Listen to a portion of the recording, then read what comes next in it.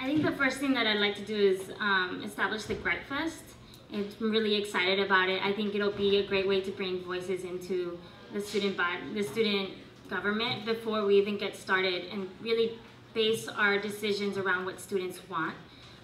A lot of voices that have been coming up over the past 2 weeks since I've been on the street talking to students about real issues that we didn't even think about, and I think those issues would be really great next year, but we have to continually be reaching out to students. Yeah, within fall term, I think that there's, I think that the ASU is kind of a mess right now, so there's, plenty of different areas and, different things to look at and sort of trying to accomplish, especially within one term.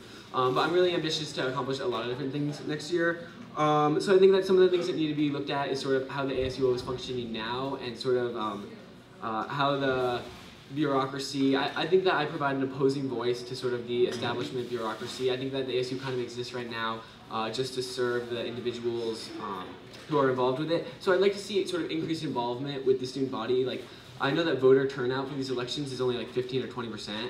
I want the ASUO to sort of become something that the student body actually wants to be involved in. So like, I'd like to see the number of like people showing up to like this debate like, doubled or tripled or whatnot. So sort of to create a picture of the ASUO that's more friendly and more welcoming, and like sort of to get into specifically that, like making it easier for student groups to be officially recognized on campus. Right now, the requirements to be officially recognized and the requirements to receive funding are the same, and I think that groups should have an easier time to be recognized by the student body and a harder time to receive funding. Okay.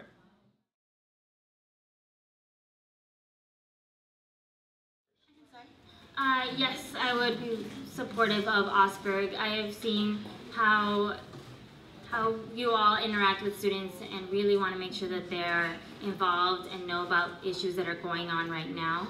And it's also part of I know a lot of the arguments have been with OSBERG that they work off campus, but I think it's an important part of what you do in the college experience. There's students here that come and they're ready to learn, and you bring a lot of issues that are very pertinent to now and build student leaders that move on to different parts of the campus. So one of the things that I think is really great about our slate members is that we all come from a different opinion on the issue of OSBERG, and as a campaign, like, we don't have a stance on it because each and every person has a different opinion on the issue.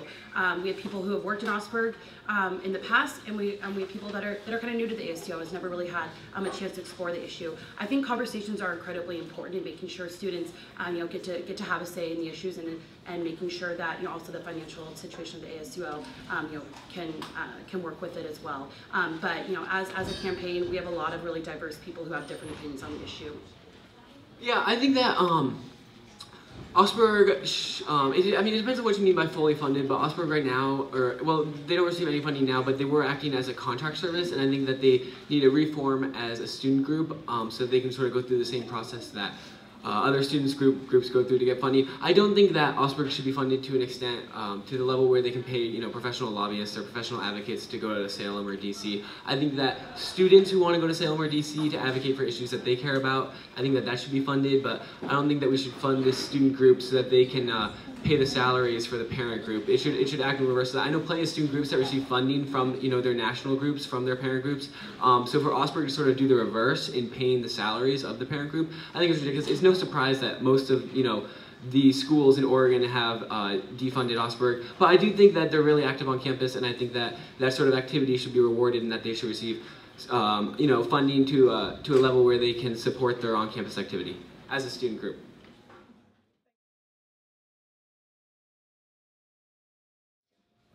Absolutely. So I have voted for and will be supporting the resolution, or not for the ballot measure, I'm sorry, that talked about making sure that cultural competency trainings for Senate and for members of the ASUO are, making sure that those are as prevalent and as useful as possible. I participated in all the cultural competency trainings as a senator. I've been to OSA board retreats and participated in those as well, and I think that those are incredibly important things.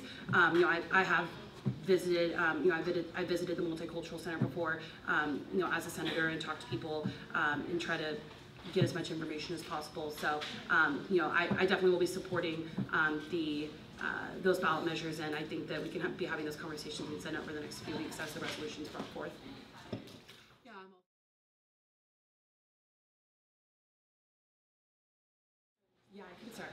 So yeah, I think that's a really important question, and I think that the ASUO should be making sure that students are always held accountable for their actions, and I think that's why we have such a specific green tape notebook, which is our Constitution, and making sure that that senators and making sure that members of the finance committees are being held accountable for their actions, making sure that they're during their office hours that they're outreaching to students, and making sure that especially in elections, then maybe we should look at election reform in the future, and making sure that that elections are always running smoothly, and that while the members of the ASUO are serving in office, that they're also being held accountable for their actions. Yeah, great question, McGregor. I think that students sort of lose focus during these elections on like what's most important, and I think that it's supposed to, as a student body, the whole community is supposed to act as a welcoming, friendly, supportive community, and it's really upsetting when people are so focused on sort of like resume building and sort of how to win these elections. I just think the whole thing is taken out of hand. It's taken too seriously. I mean, people really need to sort of like take a breath and like understand what we're actually in here for, because like we're all like one student body. We're just trying to figure out like how to best spend the student money, and so like it's really ridiculous. I mean, I got arrested over the whole bit. Like the opposing candidate went and had me arrested over like this whole thing, and it's so out of the purview of like student elections and like how this should be looked at and run. I mean, like the whole world is looking at University of Oregon and like they're pointing and laughing at like how ridiculous like we're all taking it. Like, can we not just like choose a candidate who's going to go in there and represent the student body and like decide how to spend the money? Like, it's just ridiculous. You have 5 more seconds. Okay, yeah, well, I'll be good there. I agree with the accountability, that we need to find a direct way to make sure that candidates are being held accountable for their actions before the election starts, and making sure that an election board is in place before these events begin to happen, and they can begin to work on those things ahead of time.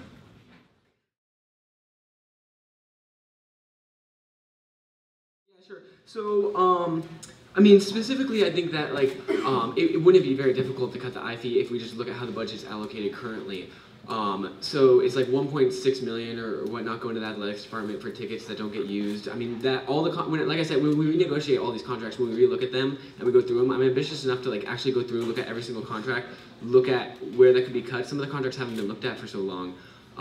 So I think that it's important to sort of cut it. But then also there's a lot of, I mean, I'm all for like student group funding and whatnot, and I want to increase the number of student groups. Like there's only 250 student groups, which is actually really pathetic for a school of this size. So like I want to increase the number of student groups, but it seems to me like the only student groups that receive funding are the groups that have been around long enough to receive funding.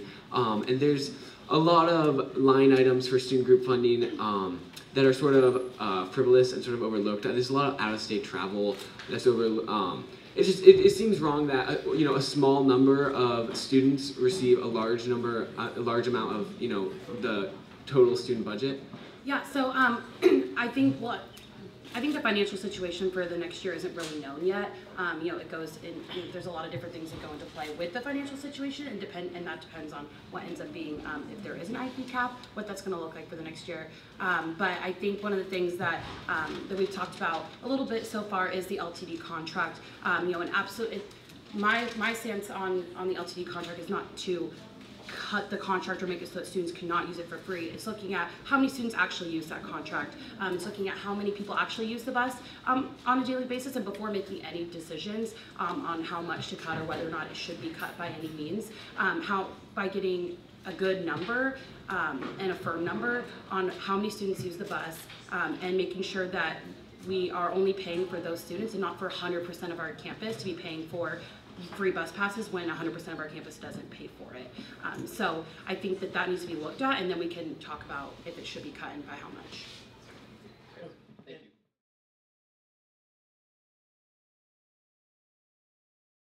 I would say the counseling services. It was interesting for me to begin talking about that this year, because I myself wanted to use them, but when you go onto that website, it tells you read through all these pamphlets, and then if you still want to talk to someone, like call this number. And I think that kind of like difficulty to use that resource creates like students to back off and not really want to use it. And I think I've been understanding how much stress students are here on campus with school and trying to graduate. I think those services could be really crucial to keeping a happy environment here on campus.